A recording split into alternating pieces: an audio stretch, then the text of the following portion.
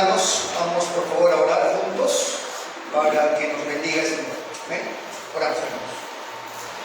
Amado Señor, agradecerte por la gracia que has dado a la iglesia para el canto congregacional. Señor, siempre decimos, no venimos aquí a un show, tampoco a presenciar un show. Señor, venimos a exaltar de forma reverente y solemne al Dios Todopoderoso, a aquel que aún muchos no comprenden y no entienden quién es, más bien forjándose una falsa idea de un Dios que no es la Biblia, termina sucumbiendo ante la modernidad, ante el exceso, ante la falta de reverencia. Te ruego, Señor, ahora que nos des también gracia para el tiempo de predicación. Señor, suple mis carencias y conceda a mi hermano la capacitación espiritual para que pueda entender las palabras del día de hoy, y que si él encuentra que son bíblicas, Señor, está en la obligación de aplicarlo. Te lo pido en el nombre de Jesús. Amén. Bien, hermanos, continuamos entonces con la serie que iniciamos la semana anterior, Primera de Pedro. Bien, por favor, deje usted ahí marcado Primera de Pedro, versículo 3 en adelante. Hace unas décadas, mis hermanos, atrás, en el 1944, un filósofo francés muy conocido, por cierto, Jean-Paul Sartre, escribió una obra de teatro que le puso como nombre A Puerta Cerrada. En esa obra él coloca unos personajes en un cuarto sin salida. La gente entendía que se sugería que era el infierno. Estaban ahí estas personas luego de morir. Ahora, esta gente esperaba ser torturada, esperaba ser castigadas, sin embargo no aparecía el verdugo. En lugar de ello, en la trama de este teatro, estas personas entendieron que estaban ahí para torturarse entre sí. Conforme iban repasando su vida y confesando de forma progresiva los actos que habían hecho, el por qué estaban en ese lugar, García, un personaje, exige salir de ese cuarto. Tras decirlo, se abre la puerta, pero ninguno de los que estaban dentro salió, ya que se dieron cuenta de que no podían vivir los unos sin los otros. Ahora, esta obra, hermano, contiene una de las frases más famosas de Sartre y que tristemente se ha convertido en el lema de muchos el día de hoy: el infierno son los otros. Esta frase se refiere a que cuando tú ves a una persona tal cual es, sin apariencias, lo que se describe sería lo terrible que es el hombre. Aquí cada personaje iba mostrando la esencia de lo que realmente era y cómo llegó a ese cuarto sin salida. Pero hay otra frase mucho más terrible que esta de Jean-Paul Sartre, que también está en esta obra, que dice: esa es la vida, lo que ha sido, lo que eres y nada más. Me topé con esta frase cuando estaba estudiando la semana, que lo publicó un llamado cristiano. No es de iglesia, menos mal. Esa es la vida, lo que ha sido, lo que eres y nada más. Esta es la idea, amado hermano, que el día de hoy muchos han comprado: vivir el hoy. Estas palabras, que suenan bonitas, ¿verdad?, describen la esperanza de muchos allá afuera. Describe la esperanza que tienen muchos el día de hoy en el mundo. La esperanza de hoy. La esperanza solamente que le alcanza para esta vida terrenal. Y, amados hermanos, si lo que es la vida para nosotros es solamente lo que fue ayer, lo que somos, como dice el apóstol Pablo,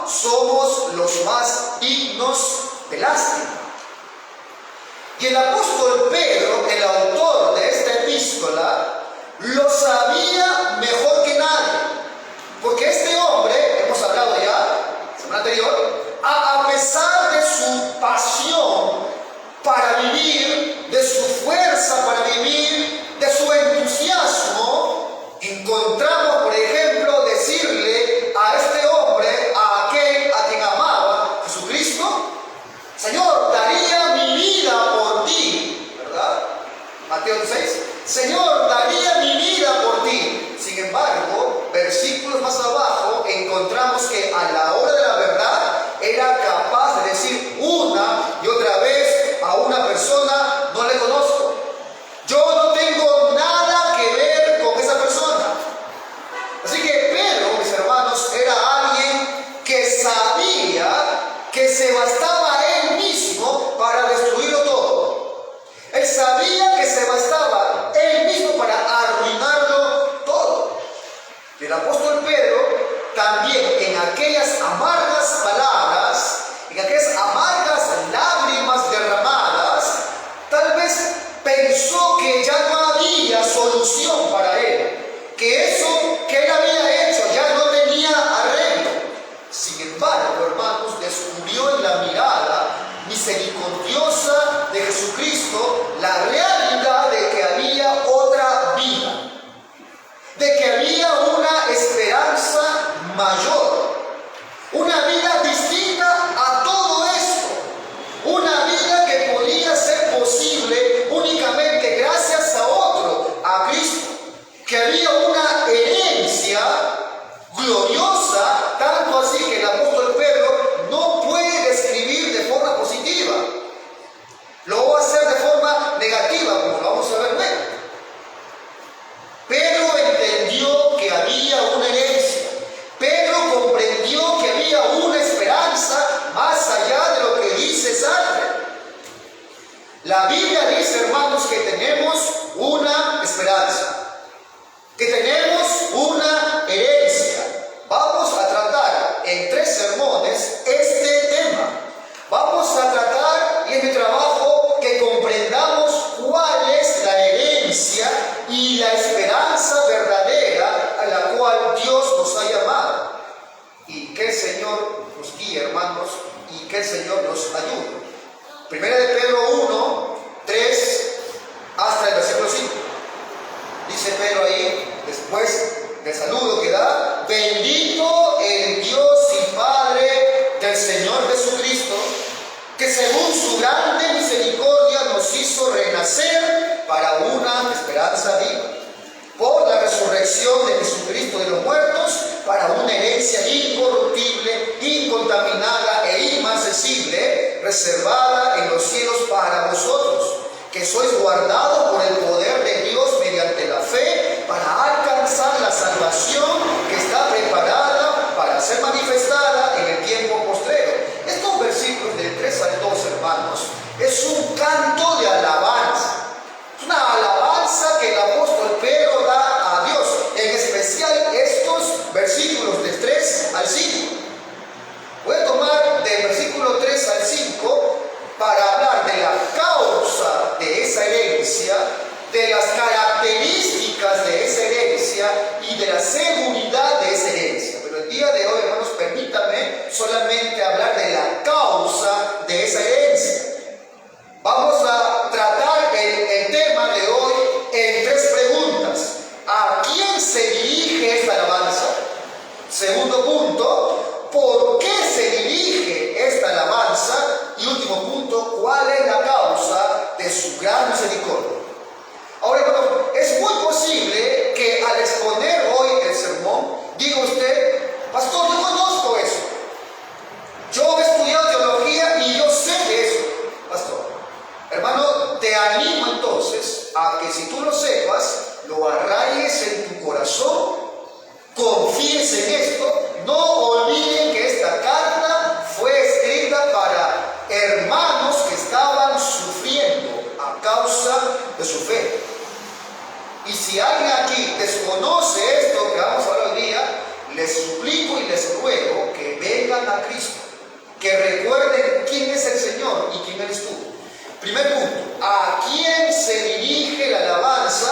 Responde la Biblia, dice la primera parte del versículo 3, bendito el Dios y Padre del Señor Jesucristo. Así que esta alabanza es dirigida al Padre. Pedro inicia con una palabra tremenda, dice bendito. Era una palabra que distinguía a Dios. En todo el Nuevo Testamento, esta palabra bendito solo se aplicaba, era exclusivamente aplicado a Dios en relación a su alabanza. Alabamos por eso a ese Dios bendito. Pero, hermano, es más, la única alabanza que Dios va a recibir es la alabanza de los cristianos y de nadie más. No importa cuánto digan los otros que Dios es bendito y digna de toda alabanza, Dios no la va a recibir. A Dios no le interesa. Es más, la alabanza de alguien que no sea realmente un creyente es una ofensa para Dios. Veamos Marcos 14, por ejemplo, para este punto, versículo 60 en adelante. Encontramos ahí una historia, un caso, de unos judíos que decían conocer al bendito, pero mira la ofensa que vinieron ante Jesucristo. Dice Marcos 14, entonces el sumo sacerdote, levantándose en medio, preguntó a Jesús diciendo, ¿no respondes nada? Le pregunta, ¿qué testifican estos contra ti? Mas él callaba y nada respondía. Y miren lo que le voy a preguntar a este hombre. ¿Eres tú el Cristo, el Hijo del bendito? En la boca de este hombre, él decía, yo conozco al bendito. ¿Eres tú el Hijo de Cristo, el Hijo del bendito? Y Jesús le dijo, yo soy. Y veréis al Hijo del Hombre sentado a la diestra del poder de Dios.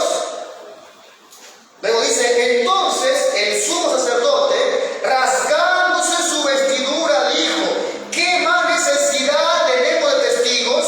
Habéis oído la blasfemia, ¿qué os parece? Y todos ellos le condenaron al Hijo del bendito. Le dijeron que era digno de muerte. Algunos comenzaron a escupirle, a cubrirle el rostro, a darle de puñetazos, a decirle, profetiza. Y los alguaciles le daban de bofetada. No reconocieron a Cristo. No reconocieron a Cristo como el Señor, por más que sus bocas digan, alabamos al bendito. Dios desea, mi hermano, Dios anhela y únicamente va a recibir a todo aquel que le alaba y le reconoce en Cristo. Pablo le escribe a los Efesios en el 3, versículo 21, y dice, a Él sea la gloria en la iglesia, y mire esto, y en Cristo Jesús, por todas las generaciones, por los siglos de los siglos. Amén. Calvino dice al respecto, en épocas pasadas, Dios se hacía llamar Dios de Abraham, a fin de diferenciarse de los dioses ficticios, pero habiéndose manifestado en su propio Hijo, ya no quiere otra cosa que no sea el ser conocido en el Hijo. Ahora, hermano, esta exclusividad debe ser para los cristianos no un motivo de arrogancia, sino debe ser un motivo de humildad, un motivo de extrema gratitud a Dios, porque hemos reconocido a Cristo, no porque estábamos en mejor condición que esos judíos, mis hermanos. Es muy probable que si tú y yo hubiéramos estado en esa época, también escupiríamos, también nos burlaríamos de él. No es porque tú eres mejor que ellos que pudiste reconocer a Cristo. Bueno, considera quién es Él. Vimos el domingo anterior, en la tarde, su aceidad, su independencia. Bueno, a Dios no se le añade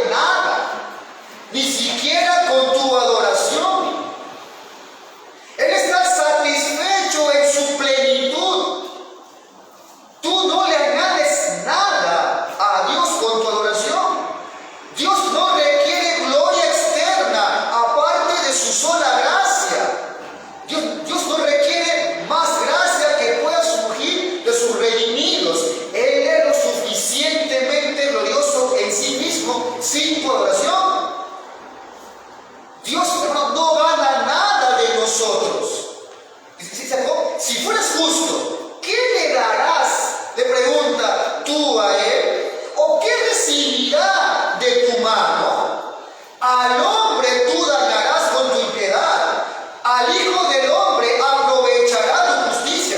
Pero al Señor, hermano, pero al Señor no le afecta.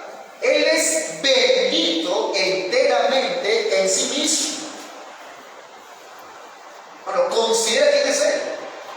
Así que le conocemos a Él, no porque es mejor que los judíos, es por su grande misericordia. Pregunta 2. ¿Por qué se dirige esta alabanza ahora a Dios? Dice el 3 una vez más: bendito el Dios y Padre de Jesucristo, que según su grande misericordia. Según su grande misericordia. De forma puntual, ¿qué fue lo que hizo, dice la Biblia, esa grande misericordia de Dios por nosotros? Sigue diciendo el pasaje 3, nos hizo renacer, o sea, nacer de nuevo, para una esperanza viva. De lo que el apóstol Pedro está hablando aquí es algo que se conoce en teología como la regeneración. Esa regeneración, nuevo nacimiento, Pedro está diciendo, y por favor intenta ver esta verdad, que se da por su grande misericordia. Muchos ven en estas palabras algo tan ordinario, algo tan común para el cristiano. Sí, pastor, yo sé que fui salvado por su misericordia. Pero si nos volvemos realmente a la doctrina de la regeneración y la puedes comprender y puedes ver de qué depende esa doctrina, bueno, estas palabras harían que brote de tu corazón un grito de loas al Señor, un canto como el de Pedro. Alabamos a ese bendito Dios. Juan 3, Juan 3, versículo 3 en adelante, un texto sumamente conocido, ¿verdad? Respondiendo Jesús le dijo a Nicodemo: de cierto te digo que el que no naciere de nuevo no puede ver el reino de Dios. Nicodemo le dijo: ¿cómo puede un hombre nacer siendo viejo? ¿Puede acaso entrar por segunda vez en el vientre de su madre y nacer? Responde Jesús: de cierto te digo que el que no naciere de agua y del Espíritu no puede entrar en el reino de Dios. Lo que es nacido de la carne es, y lo que es nacido del Espíritu, Espíritu es. No te maravilles que te dije, os es necesario nacer de nuevo. No, toda la humanidad nace muerta en el sentido espiritual, pero nace igual. Toda la humanidad nace en una vida espiritual caída, deplorable, pero nacemos igual. Te pregunto, hermano, ¿a cuántos de nosotros nos han pedido permiso para ver si queremos o no nacer? Nadie. ¿Quién de ustedes dijo, ténganme en cuenta, yo quiero nacer? Nadie, ¿verdad? Simplemente naciste. El nacer de nuevo, que es vital, como hemos leído, para entrar al reino de Dios, es una decisión exclusiva y unilateral y soberana de Dios. O sea, es Dios quien decide quién nace de nuevo y es Dios quien decide quién no. Es una obra en la que el hombre permanece por completo pasivo. No hay en esta obra que es de Dios cooperación humana. Bueno, y esto, aunque aquí se repite constantemente, es un punto importantísimo que debe ser acentuado. La salvación es por completo de Dios. Nada hiciste tú para ser salvo. Como dijimos, pastor, yo creí, pastor, yo me arrepentí. Vamos a explicar eso ahora. Así que, como nadie decidió naturalmente nacer, tampoco nadie decide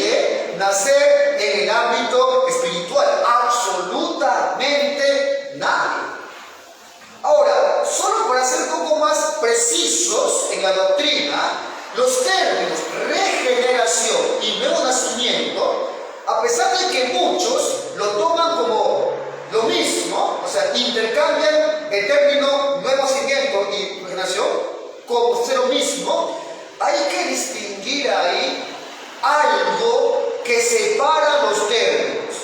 La generación y el nuevo nacimiento hacen a la regeneración. La generación es esa implantación del principio de nueva vida en el alma. El nuevo nacimiento hace que este principio comience a presentarse en acción. Esta distinción es importantísima.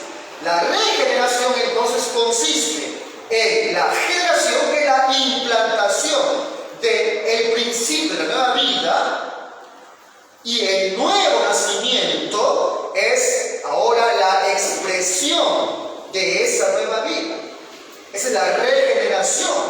Bueno, y ante esto se levantan dos preguntas. La primera, pastor, ¿para qué entonces se nos manda la Escritura a arrepentirnos y tener fe en Cristo, si en últimas, pastor, el nacer de nuevo es exclusivamente de Dios? Segunda pregunta, pastor, si es prerrogativa de Dios el nacer de nuevo, ¿no es injusto Dios si hace que unos nazcan y otros no? Respondamos bíblicamente a estas preguntas. Pregunta 1. ¿Para qué entonces nos manda la Escritura a arrepentirnos y tener fe? Si en últimas, el nacer de nuevo es exclusividad de Dios. Bueno, primero debemos decir lo siguiente, que las Escrituras sí nos manda a que nos arrepintamos y que depositemos fe en Cristo.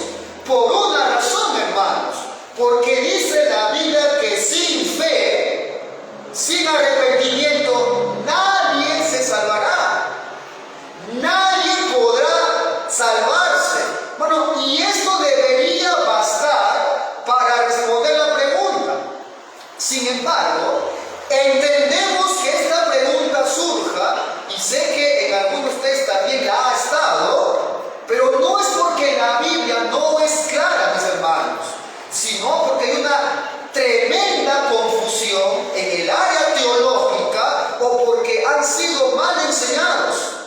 La confusión es que muchas personas creen que el hombre nace de nuevo después que se arrepienten y que tienen fe en Cristo. Lo pongo un poco más claro. Lo común que se cree en gran parte de las iglesias es que alguien, al depositar su fe en Cristo y arrepentirse, viene luego el nuevo nacimiento, viene luego la regeneración. Y eso no es un error teológico gravísimo. Eso es gravísimo. Y es lo que hoy se enseña en más del 90% de iglesias. Es un error tremendo. La fe y el arrepentimiento no son la causa del nuevo nacimiento, hermanos. No son la causa de la regeneración. Al contrario, lo que enseña la Biblia es que la regeneración es la causa de la fe y del arrepentimiento. Pastor, ¿eso se ha inventado usted? No, mi hermano, eso es lo que ha creído siempre la iglesia. Revisa el Ordo Salutis, una idea antigua. El tema es que el día de hoy se ha pervertido tanto el Evangelio que hay gente que toma, lo sacramenta y no se pone realmente a buscar si es bíblico o no. Hay un orden, hermano, en salvación, un orden lógico.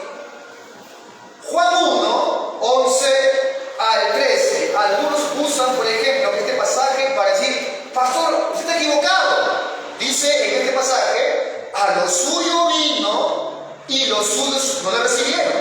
12.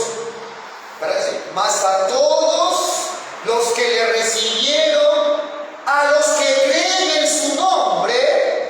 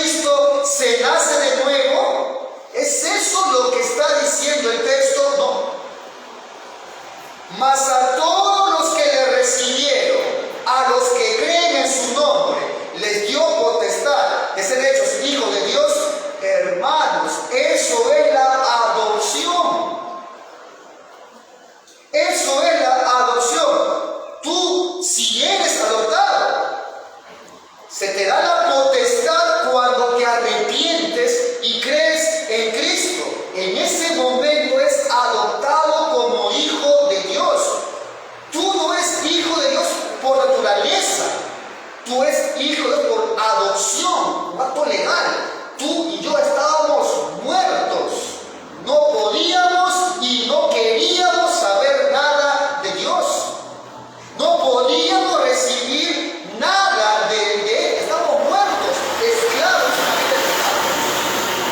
Dios tuvo que darte vida, nacer de nuevo primero, para darte el regalo del arrepentimiento y la fe, y que tú creas en Cristo, y luego Él te justificó y te adoptó, te santifica y luego eres glorificado. He ahí el orden, hermano, de la salvación.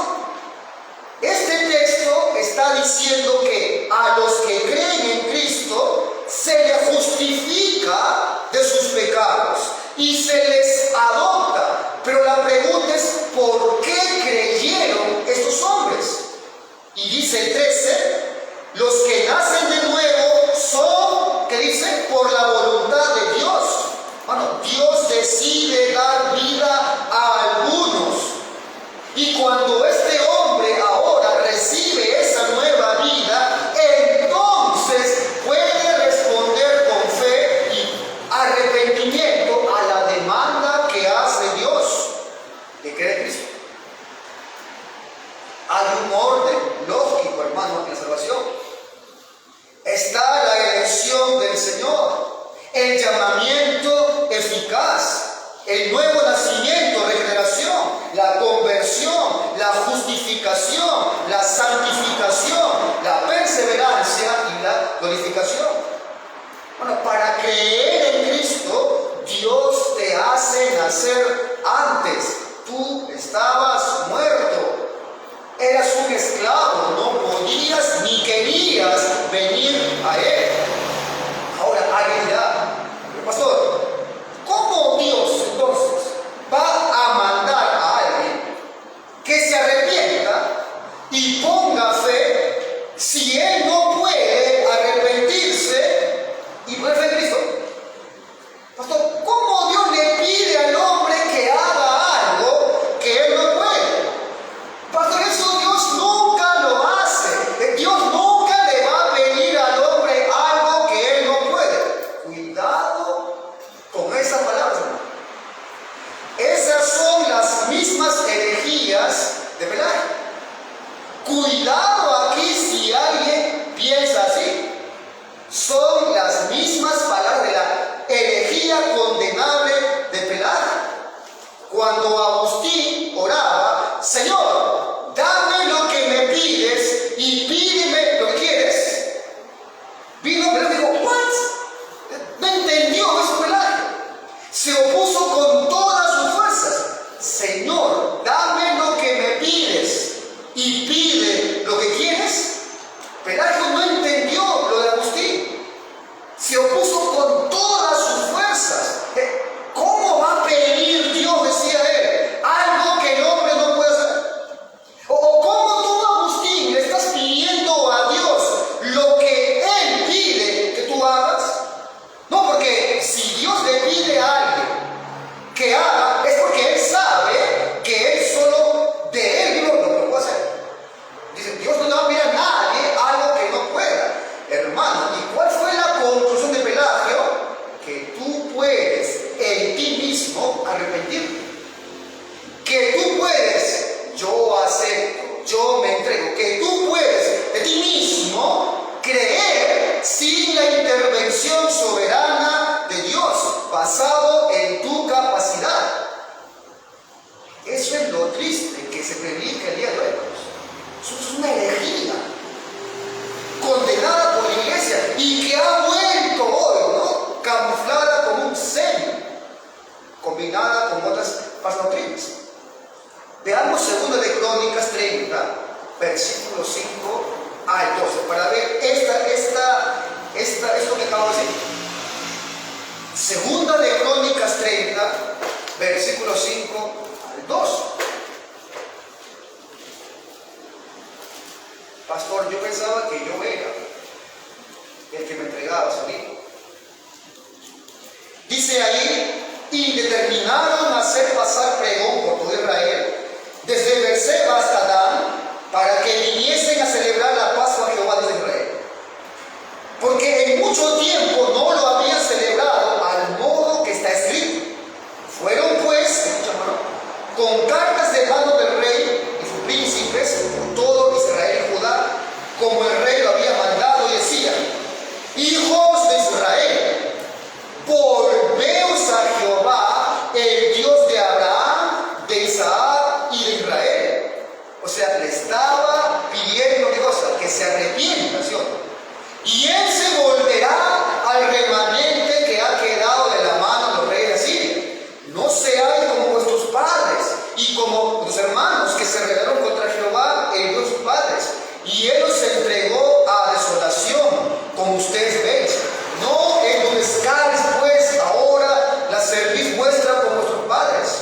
Les pide: someteos a Jehová, venid a su santuario, el cual él ha santificado para siempre, y sirvan a Jehová vuestro Dios, y el ardor de su ira se apartará de ustedes.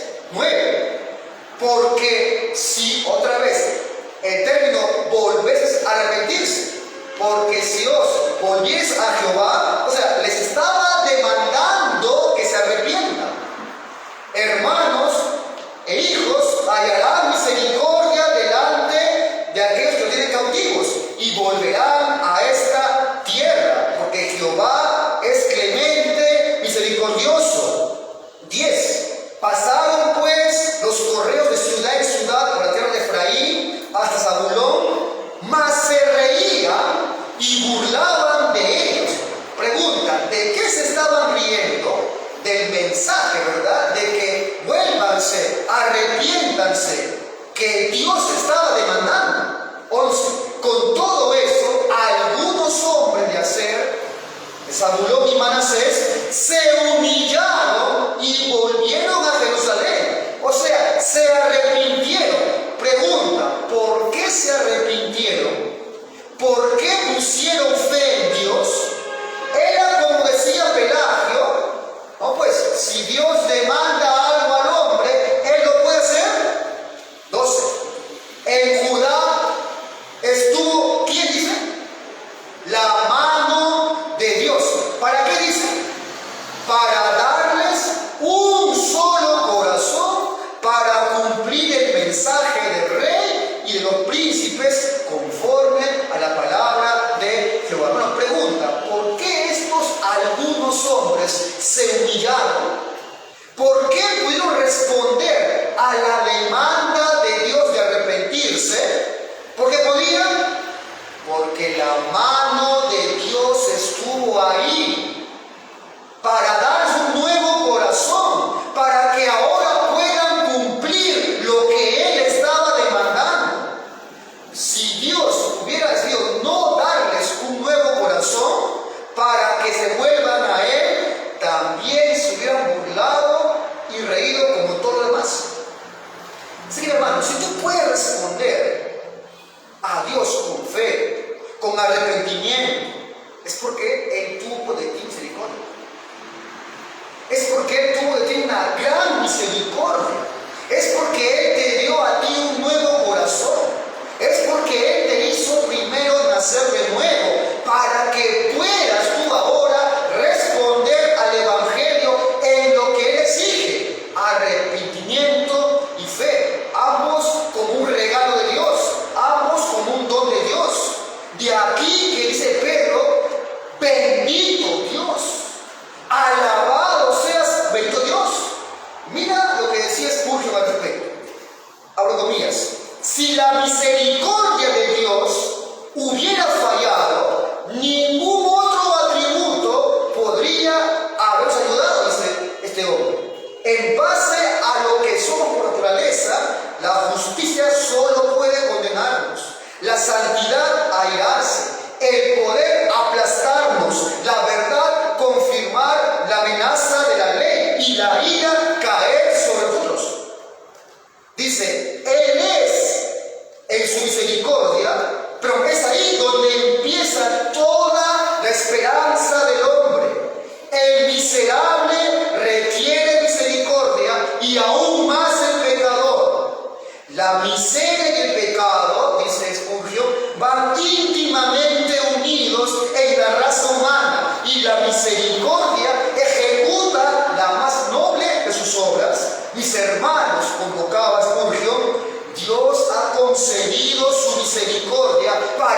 nosotros.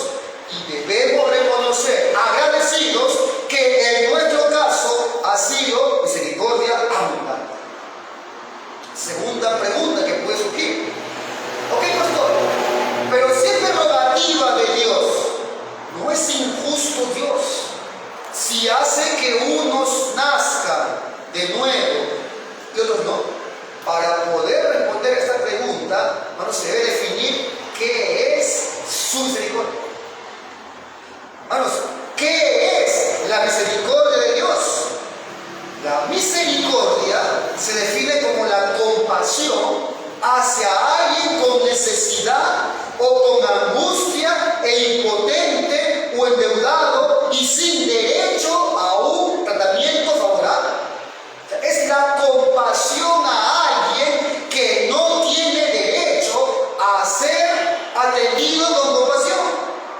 Ahora bien, la misma raíz de la misericordia, o sea, su naturaleza, hace que ésta no se la pueda pedir a nadie. No se puede exigir misericordia. Cuando Pedro dice que hemos nacido de nuevo por su gran misericordia, está indicando que a Dios nadie le puede exigir que haga nacer de nuevo a alguien, porque no se exige la misericordia. Si se exige algo, ya no es misericordia, es un derecho. La pregunta es, ¿tiene derecho el hombre rebelde, pecador, a ser salvado? Esa es la pregunta, hermanos. ¿Tiene derecho algún pecador rebelde de Dios el que Dios le salve? Responde Romanos 9, 13, 16. Como está escrito, a Jacob amé, a Esaú aborrecí. ¿Qué pues diremos? ¿Hay en Dios injusticia? Responde Pablo, en ninguna manera. Pues a Moisés dice, tendré misericordia del que yo tenga misericordia y me compadeceré del que yo me compadezca. Así que no depende del que quiere ni del que corre, sino de Dios que Él, porque Dios tiene misericordia. Bueno, cuando alguien no entiende su condición y no entiende su misericordia, este texto no le entra en la cabeza. No lo puede recibir. Ese no es Dios. Ese no es mi Dios. Yo tengo un Dios de amor solamente. Cuando alguien no comprende quién es Él realmente y qué es su misericordia, este pasaje no le entra. Así que, hermanos, si se ha arrepentido usted y usted ha puesto fe en Cristo, es únicamente porque ese Dios que tú nunca has visto tuvo de ti una grande misericordia. Te dio vida cuando tú estabas muerto para que puedas responder a sus demandas con fe y has venido a Él en arrepentimiento. Así que, hermano principero, alabemos por esto a Dios. Pero esto lo hace en alabanza a Dios.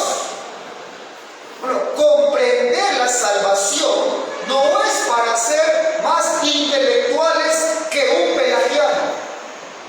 No es para ser más perspicaces que un arminiano. Es para que lo alabes a Él. Es para que le agradezcas a Él. Pedro lo está diciendo en alabanza. Recuerda, Pedro le escribe esta carta a creyentes que estaban sufriendo por su fe. Y esto lo hace para que sean alentados y para que alaben a Dios por su grande misericordia. Y 3, ¿cuál es la causa por la cual es su misericordia? ¿Cuál es la causa de esa herencia, pastor? ¿Cuál es la causa de su misericordia? Leemos el texto además.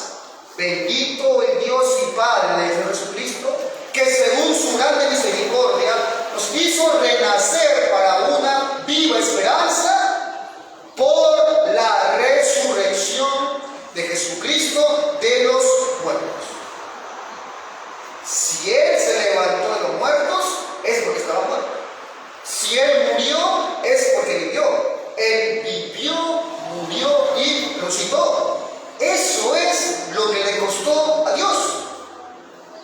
la causa principal por la que tú y yo y todo creyente verdadero podrá y podemos gozar de la herencia de Dios es por su grande misericordia.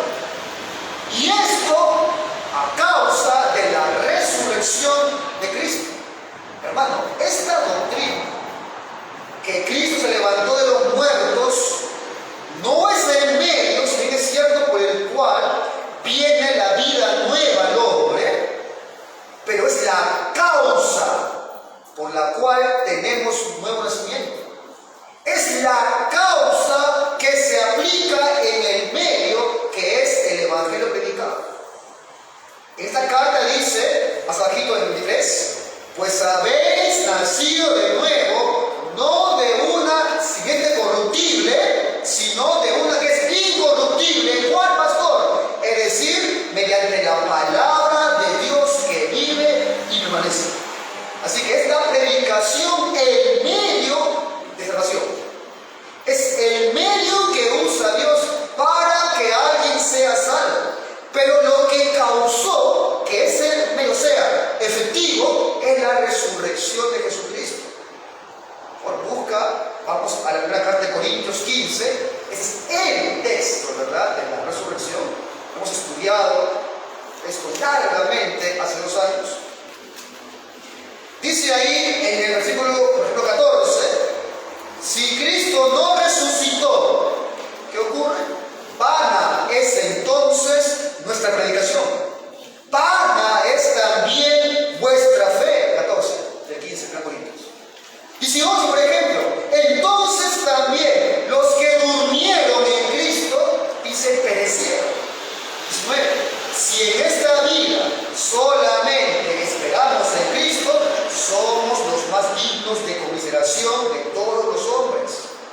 Alguien dijo que esta doctrina de la resurrección es tan fundamental para la fe cristiana que si no fuera cierta, los predicadores dirían falsedades.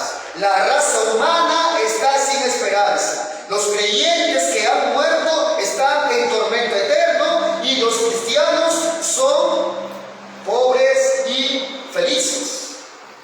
Bueno, ¿suena fuerte eso? ¿Suena esto muy fuerte? Bueno, he ahí las consecuencias de no ser real su resurrección. Esto pasaría si no fuera real que el Señor Jesucristo se levantó de los muertos. Bueno, sin resurrección no había buenas noticias, no había nada que predicar, no había buenas nuevas. O lo que decimos serían puras mentiras. Sería una ilusión nuestra fe, sería un paliativo simplemente, una mentira piadosa para que vivamos sin mortificaciones por lo que nos espera luego. Dice, vana sería vuestra fe. Podríamos decir, junto con esos impíos judíos en Malaquías, es vano servir a Dios. Decían ellos, ¿qué provecho hay en que guardemos sus ordenanzas y que andemos de duelo delante del Señor? Bueno, si Cristo no resucitó, los apóstoles serían unos mentirosos. No solo eso, serían también unos embaucadores. Porque no es que serían simplemente descuidados, sino que se pusieron de acuerdo para que engañen a toda la humanidad. Ahora, también serían unos dementes, porque sufrieron por esa mentira. Serían falsos, embaucadores y dementes. Pero también habría algo que va más a lo personal. Dice el 17, si Cristo no resucitó, vuestra fe es vana, aún estáis en vuestros pecados. O sea, nuestra condición delante de Dios sería igual que cualquier pagano y cualquier incrédulo. Seríamos aún parte de objeto de la ira de Dios. ¿No te das cuenta lo que importa esta doctrina? Y dice el 18, también los que durmieron en Cristo perecieron.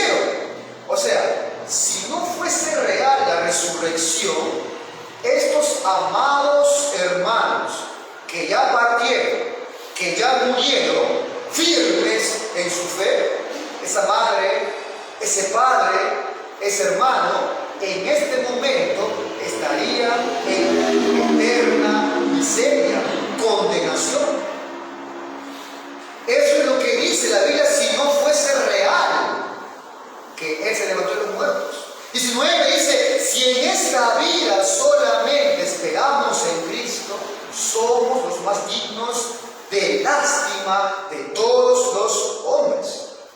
Si la esperanza en Cristo solo ha sido para esta vida terrenal, limitada solamente para el hoy y ahora, dice Pablo, somos los más miserables, dignos de lástima. ¿Sabes qué, hermano? Muchos ven así la vida, como lo ves antes, el hoy, el vivir para hoy, acumulan hoy riqueza, se esfuerzan para ser aprobados por el mundo terrenal. Pero si Jesús resucitó, hermanos, que eso fue lo que pasó, como dice el 20, mas ahora Cristo ha resucitado de los muertos. ¿No es verdad entonces? Los creyentes somos las únicas personas en el mundo que tenemos realmente esperanzas. Somos los únicos que realmente no le tememos a la muerte. Bueno, no olvide a quién se le escribió esta carta. A hermanos, a creyentes que a causa de su fe estaban sufriendo persecución, murmuración, oprobio, ostracismo. Y Pedro tiene un propósito: animar a estos creyentes a que se mantengan firmes en la gracia de Dios. Bueno, ¿y esto no es acaso gracia? Sí, ¿verdad? Esto es gracia de Dios. Finalmente, ¿cómo aplicamos, amado hermano, este solo pasatiempo que hizo el día de hoy? Hermano, el mensaje es el mismo que Pedro le dio a este pueblo. Manténganse firmes en la gracia de Dios. Manténganse firmes en la gracia de Dios. Que Cristo haya venido a este mundo a morir por nosotros y se levantó de los muertos y luego nos ha dado en su misericordia el regalo de la fe, el arrepentimiento. Eso es gracia. Manténganse firmes, dice Pedro, en esta gracia.